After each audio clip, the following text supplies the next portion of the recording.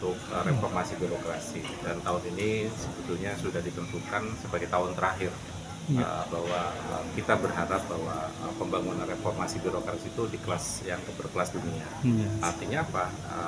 Kemanfaatan keberadaan birokrasi ini tidak hanya masalah secara birokrasi saja, dalam aspek sebagai ASN melaksanakan tugas-tugas rutin, tapi juga melakukan aktivitas-aktivitas yang memang pada 3 prinsip dasar, yang itu bisa lebih efektif, bisa memberikan manfaat, dan terakhir bisa berdampak.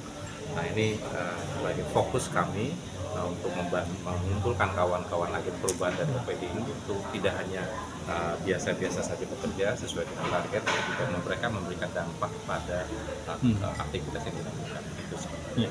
Tadi seperti singgung ada apa ya namanya kebijakan yang publik yang memang bisa dipraktekkan untuk mendorong atau memberikan layanan pada masyarakat.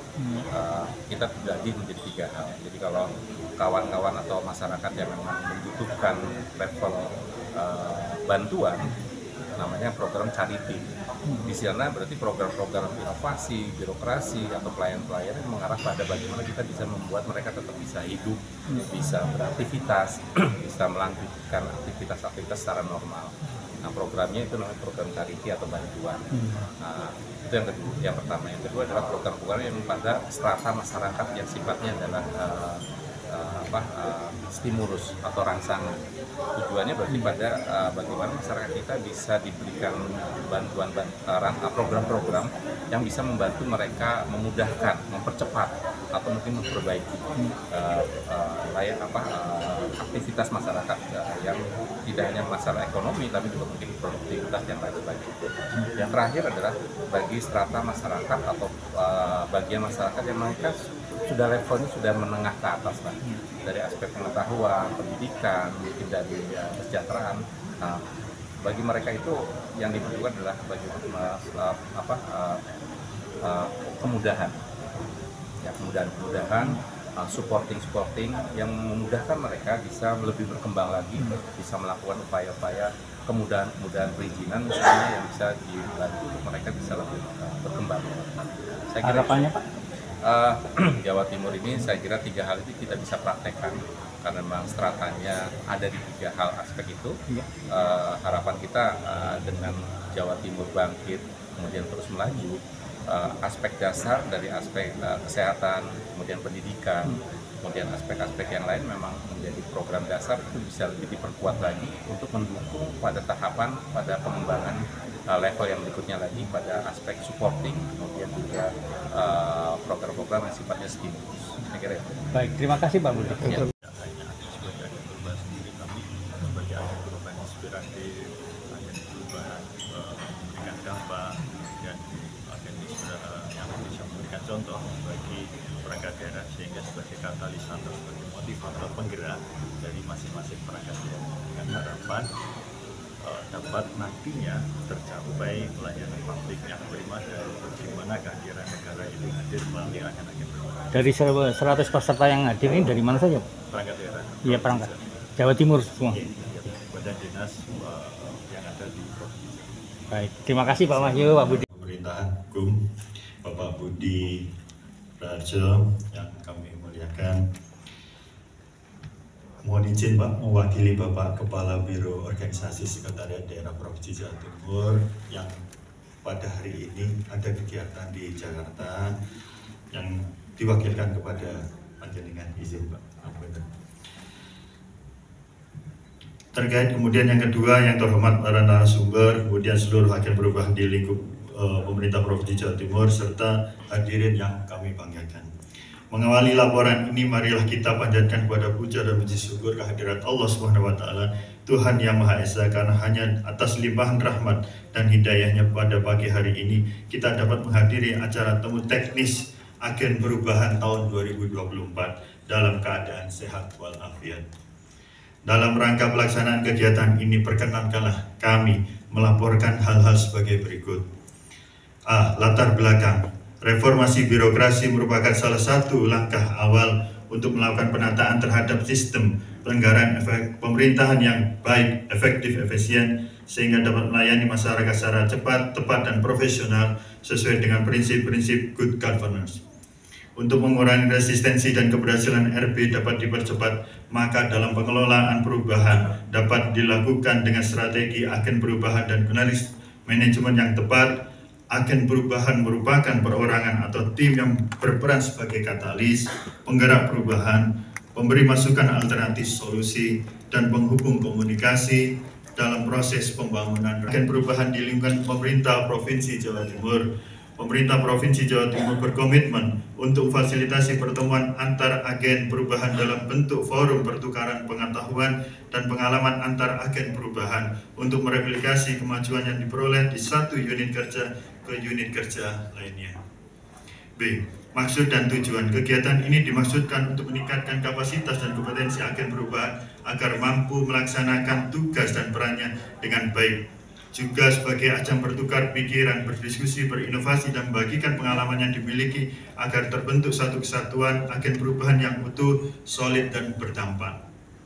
2.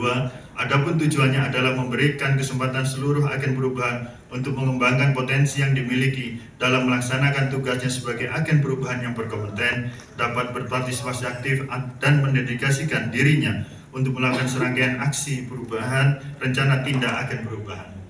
C. Waktu dan tempat penyelenggaraan hari dan tanggal Senin sampai dengan Selasa tanggal 22 sampai dengan tanggal 23 Juli tahun 2024 pukul 8 sampai dengan selesai. Pak Rahmat Kurniawan, Pak Wahyu kalau saya panggilannya. Pak Wahyu mewakili Biro Organisasi. Pak Karonya memang sedang ada tugas, dan terima kasih Pak Wahyu. Kemudian juga meluangkan waktu.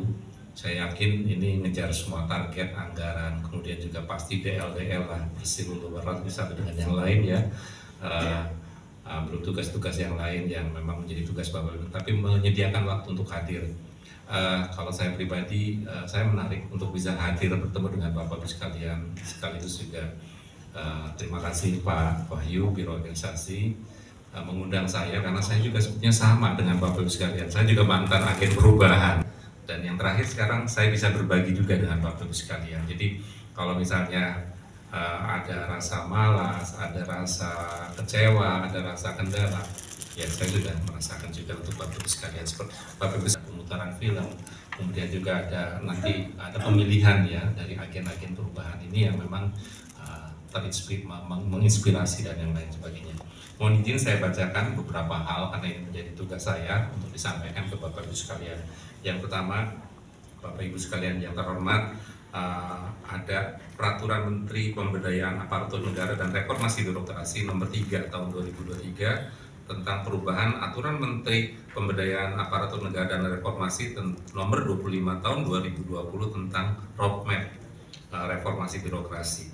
Fokus perubahan terhadap peraturan tersebut adalah memastikan bahwa pelaksanaan reformasi birokrasi memberikan dampak nyata sehingga memberikan kontribusi terhadap pencapaian indikator kinerja pembangunan dan atau prioritas yang sudah ditetapkan oleh Presiden Republik Indonesia dan lain. Bapak Ibu sekalian, agar resistensi dapat dikurangi dari beberapa hal yang dilakukan dalam upaya untuk mencapai roadmap tersebut, Kementerian RB melakukan upaya-upaya percepatan dalam pengelolaan perubahan yang dilakukan secara agen-agen yang dilakukan oleh sebagai strategi dari agen perubahan dan manajemen pengetahuan atau knowledge management yang tepat.